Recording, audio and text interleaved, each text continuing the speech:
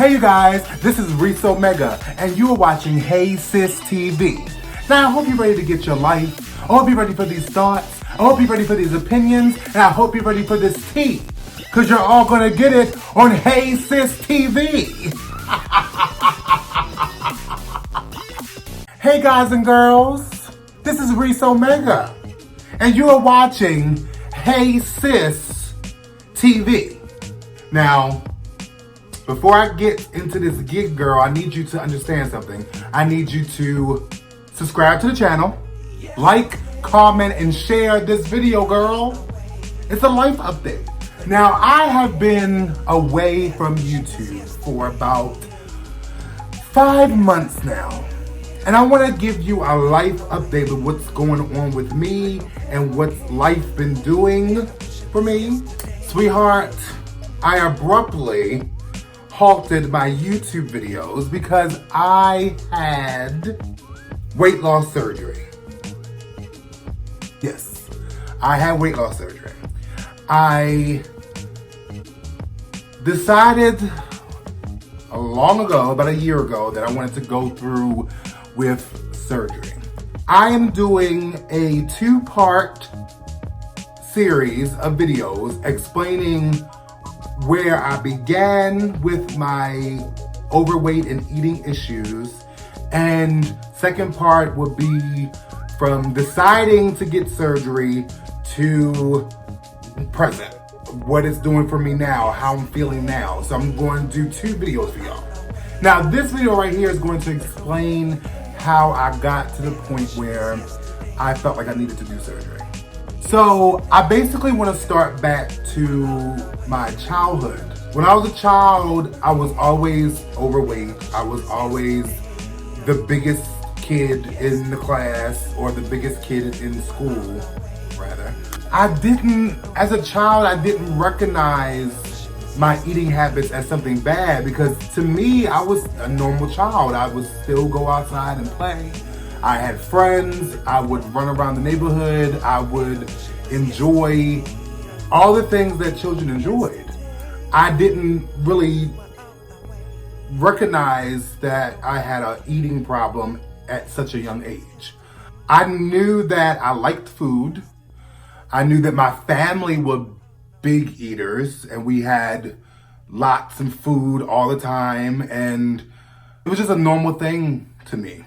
Basically, my parents didn't feel as though I ate any more than any other child. In my eyes, I wasn't as less active as other children. So we went to the doctors, we went to specialists, we went to dietitians, we went to nutritionists, we went to everything to try to explain to my parents why your child was so large. I remember being maybe in the 2nd or 3rd grade, being more than 200 pounds at that age, which is like what, 7 or 8 years old. My doctor, God bless his heart, Dr. Bartlett, tried his best to try to figure out what this medical phenomenon was, that this kid was 8 years old and was 200 something pounds, and they tried metabolic tests on me. They tested me for a whole heap of scientific things when it comes to overweightness. I was even almost diagnosed with some kind of condition called Prader-Willi that only people that suffer from like Down syndrome or mental retardation have. Like, it was intense trying to find out why I was so big. But if I look back at my childhood, I remember food being there for me when other things or other people were not there for me. My parents did suffer from drug addiction.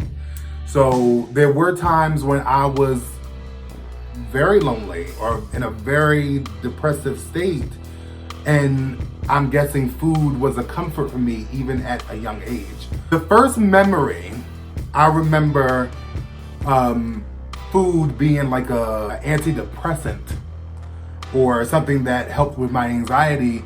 I remember when me and my family were in a very tough spot. We were living with family members. And my mother, to make ends meet, worked at Roy Rogers. And if you guys don't know, Roy Rogers was like a burger spot, a chicken spot. My mother worked there. And I remember she used to bring home food from work. And she used to bring like boxes of chicken or burgers or something that we could eat for dinner or for lunch, whatever. I remember coming home from school one day, stressed out from being bullied, of course, because I was the biggest kid in school. And I remember fixating on the fact that there was chicken. I'm like 9 years old, mind you. I'm fixating that there was chicken in the refrigerator. Fixating. And I couldn't eat it because family were there, and I knew that if I ate this chicken, that someone would tell me not to eat the chicken. So I was just fixating. And the first moment I got alone, I ran in the kitchen, got the chicken, went out on my cousin's patio, and devoured this piece of chicken like it was the last piece of chicken on earth. And I felt, this is the first time I felt this, I felt like everything dissolved. All the bullying at school, the fact that my parents were struggling, the fact that we were living at a family member's house, the fact that, you know, life just wasn't good at the time. And I remember that piece of chicken dissolved all of that for that moment. And that is when I remember food being a trigger for me and being something that was like a cigarette. Like when people get stressed out and people smoke cigarettes, food was like that for me. It was my cigarette. It was my alcohol. It was my vice. You know, that everybody has a vice. From there on, I kind of recognized that food was an issue. But again, I was still young. I didn't think I had a food addiction. I didn't know what addiction was at that time. So moving out of elementary school, dealing with bullying, dealing with my family's issues, transitioning from elementary school to middle school was crazy for me. Because we went from a house in the suburbs to literally the hood of Baltimore City, Maryland. It was a rough transition for me. And the bullying in elementary school was not as bad as what I was about to approach in middle school. Because in middle school, I had a couple strikes. I had the fact that I was still the biggest child in my 6th grade class, size and height. I was tall too. And I was feminine. I was soft. I was a little bit more delicate than the other boys. So that made me a target. So when it came to my weight and came to dealing with people, I created a alter ego. I created somebody that was strong, funny, fierce, no nonsense, class clown kind of thing. I created that person to shield me from the bullying and the constant teasing and the constant ridicule of my size. So I became this funny person. I became this loud person. I became this diva, this larger than life. Like I had to match my size with my personality. So I definitely had a defense mechanism, which was comedy, which was being the funny one. Because maybe if my bullies thought I was funny, they would not bully me as hard for my weight or for my mannerisms. But again, food, even as a preteen, was my vice. Like I would put that wall up every day in school and deal with the bullying in school all day. And then I would get home and I would have my best friend, which was, at the time in middle school, my best friend was a bowl of ramen noodles, 2 packs, mind you. Maybe some chicken nuggets, maybe a hot dog, maybe chips, maybe something. And that would be after school. This is not dinner, sis. This is a pre-dinner snack, which is basically a meal for two. So food has constantly been there for me at that time, especially during lots of stressful moments. And being an overweight kid, I missed out on a lot because I was so self-conscious about my weight that I didn't play sports. I didn't join any kind of organization. I did not participate or volunteer in anything that was made for children. If it wasn't school, I was home, in the house. I shielded myself. The only way I would come out the house is if my mother or my family made me come out. I was not social. Like, I was so self-conscious about my weight that I didn't go anywhere. I had a couple friends that made me feel comfortable. We would go to the mall, we would go to the movies. So I felt comfortable with those people, but usually I would be in the house if I was not basically forced to go out. And in the house, to cure boredom, to cure anxiety, I would eat.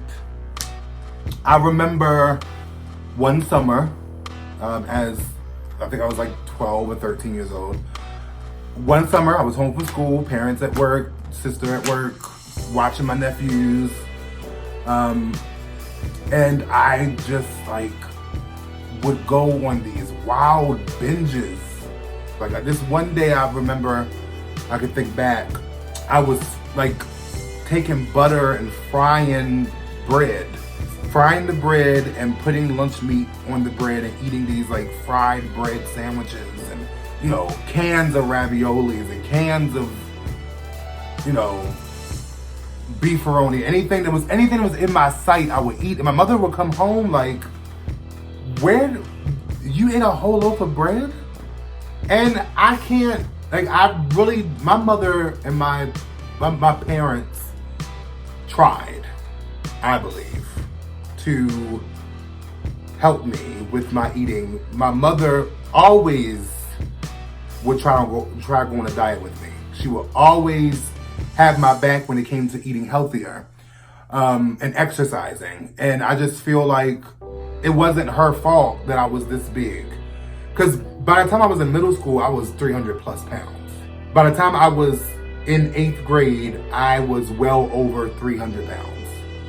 I would sneak and eat. I would be fine. I would have a facade all day eating normal portions while people are around.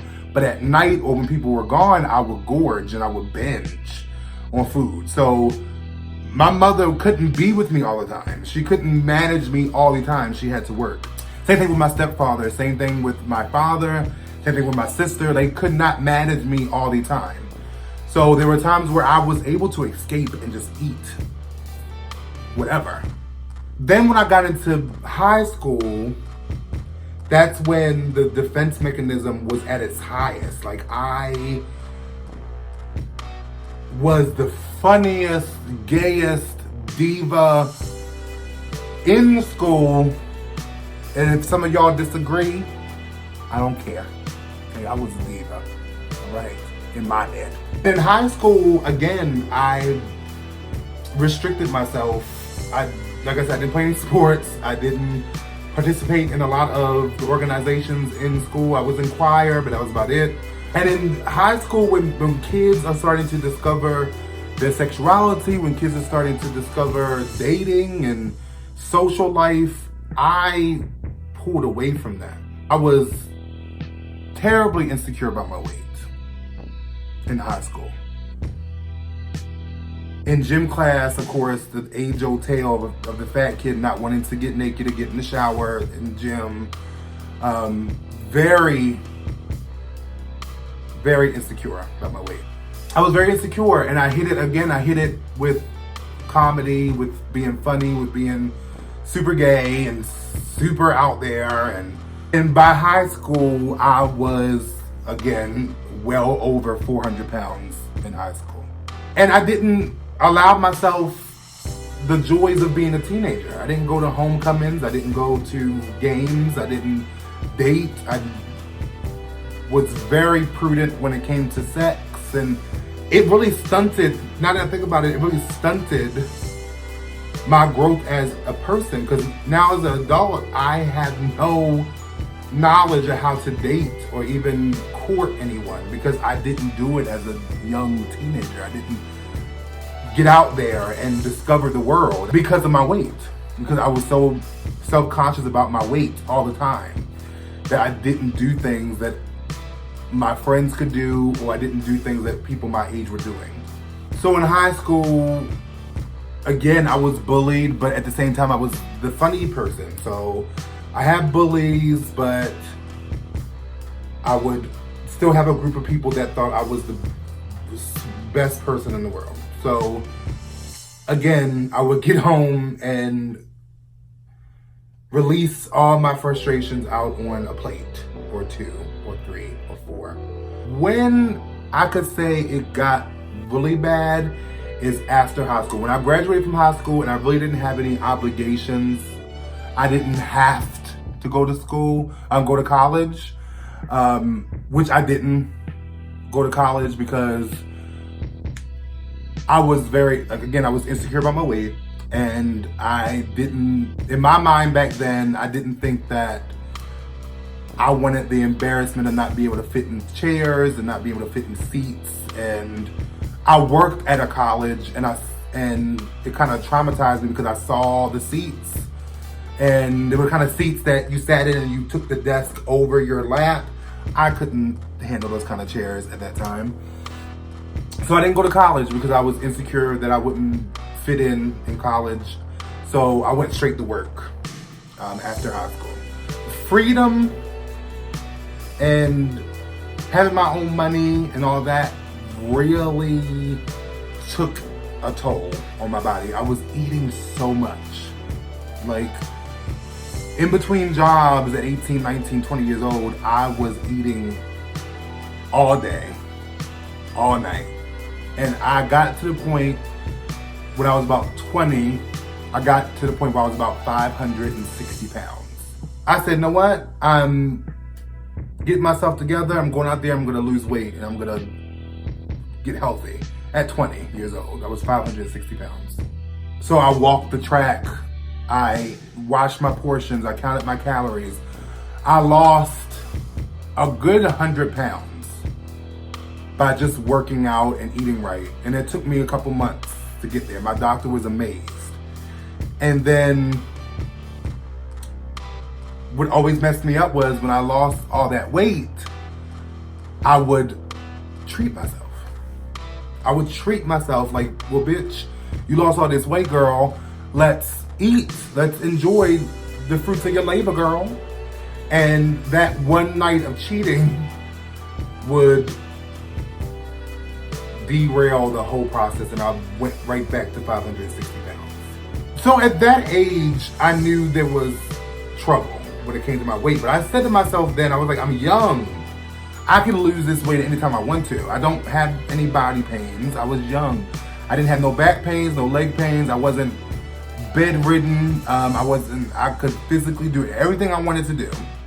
I could walk long distances. I could go to concerts. I was, to me, I was normal. I didn't feel like I was 560 pounds because my body was young and tender, sis. At the age of like 23, I decided to move to Atlanta. I decided to leave my hometown and go chase after my dreams. And one of my biggest goals when I moved down here was I wanted to lose this weight so I could look good and be confident and go out there and tear Atlanta apart. I did just that. Basically, I came down here. I was in the gym 5 days a week. I wasn't on any kind of like special eating diet. I just ate less. I didn't eat 2 plates. I just watched my food intake, and I worked out literally 5 days a week. So within a year and a half, I lost 170 pounds. It was 2011 to 2012. I lost a lot of weight, and I was feeling good, and I looked good, and I was confident about myself. And then I started working at a call center.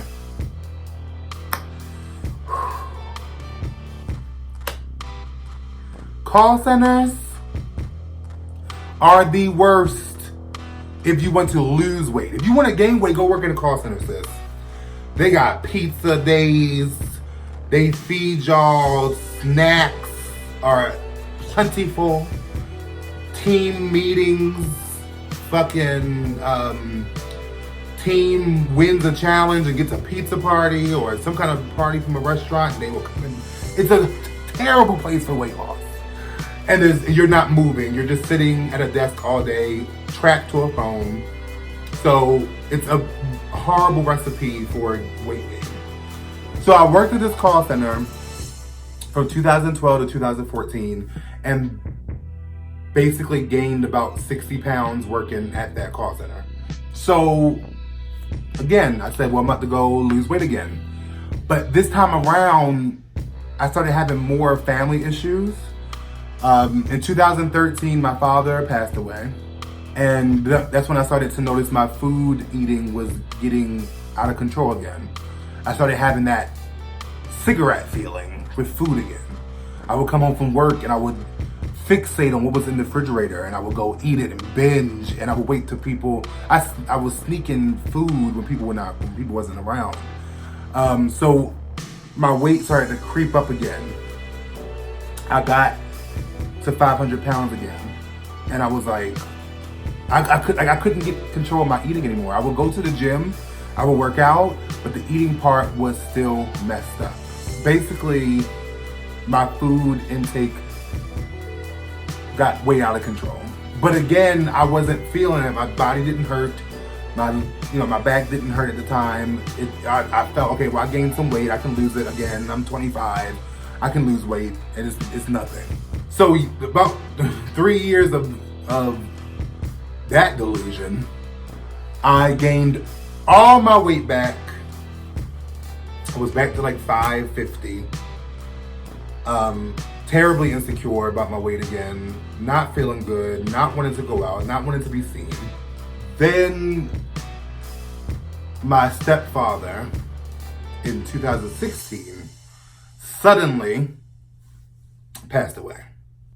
That sent my family into a whirlwind of, it just went downhill from there. 2 weeks after my stepfather died, my mother had a brain aneurysm. And it was a big stressor because at the time, my mother was sick, me and my sister were not talking, me and my nephews were not talking. I couldn't help my mother the way I wanted to. I just wanted her to be herself again. I wasn't able to be there for her the way I wanted to be there for her. So to suppress that pain, to suppress that stress, my eating got the worst, got to the point where it was the worst it's ever been. I was eating like a mad person. So 2016 was a sucky year, and I coped with food. Always having anxiety about my mother being sick and struggling after her brain aneurysm stressed me out. The thought of having to maybe move her down to Atlanta stressed me out. And I would just eat. And I would tell her that I'm okay. I would tell my friends that I'm okay, but I would just eat and eat and eat. I'm not a big takeout person. Like, I wasn't raised on fast food. I wasn't raised on carry out. I was raised on home cooked meals.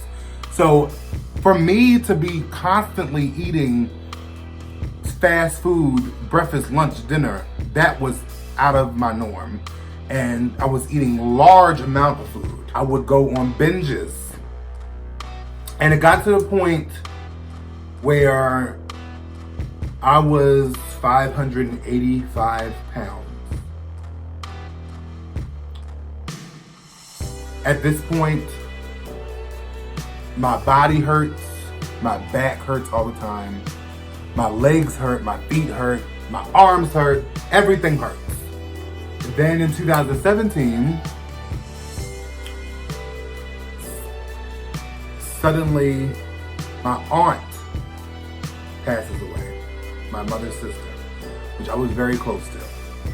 And then 3 weeks later, my mother died, passed away. That,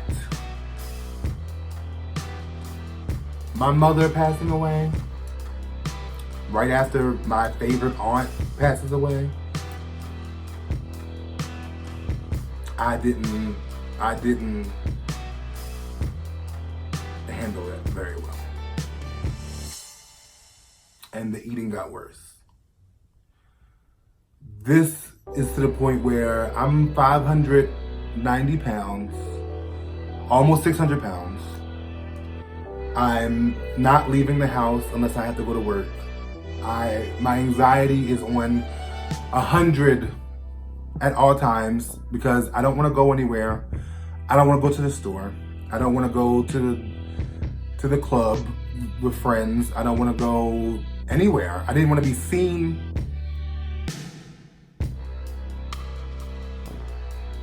And all I wanted to do was sit in the house and lay in the bed.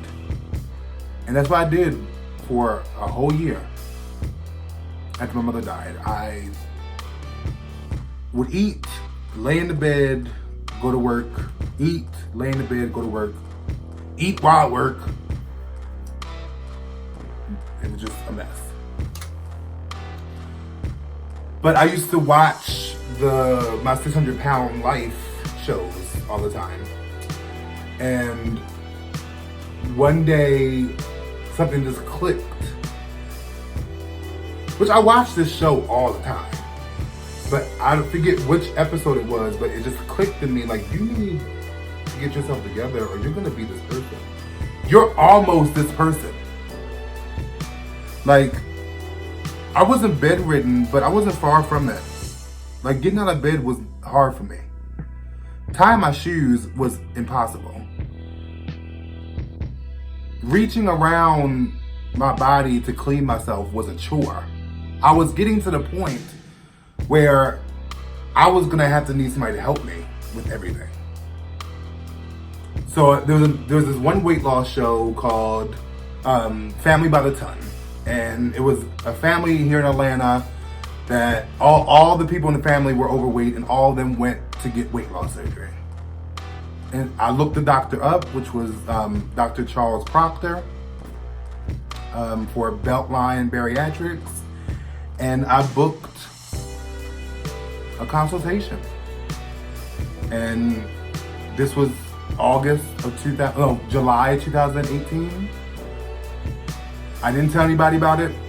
I didn't say much on I didn't say anything on social media about it.